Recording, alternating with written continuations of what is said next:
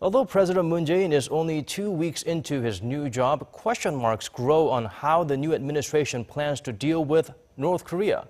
Understandable concerns as there's growing international calls for more pressure on Pyongyang, while the unfazed regime continues to carry out provocations.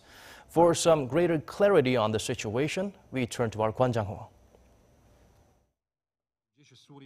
Amid talks of the UN Security Council introducing further sanctions on North Korea, the international community is stepping up its own actions against the rogue state.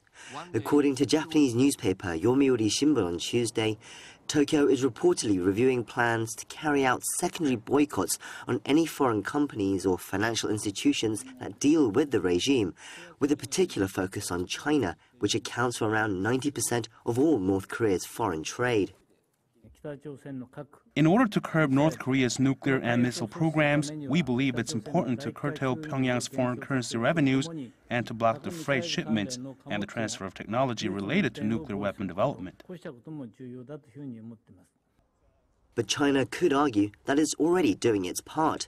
Government figures on Tuesday showed that imports from North Korea in April dipped below the $100 million mark, the lowest in almost 3 years. This comes after China effectively banned all coal imports from the regime back in March. Beijing has also said it will continue to support UN sanctions. Our relevant measures completely prove that China is faithfully fulfilling UN resolutions. This is our international obligation as a responsible member of the international community and permanent member of the UN Security Council. Meanwhile, Russia has also reportedly banned all exports of luxury goods to the regime.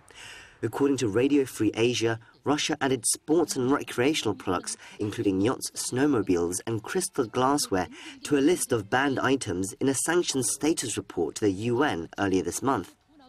However, one voice that is currently missing in its plans for the North Korean regime is that of South Korea. President Moon Jae-in is currently busy filling key government positions, but much interest will be on what he does next. He has promised pressure and sanctions, but unlike the previous administration, he has also stressed the need for dialogue, and the international community will be watching how that parallel approach manifests into action. Kwon Jang-ho, Arirang News.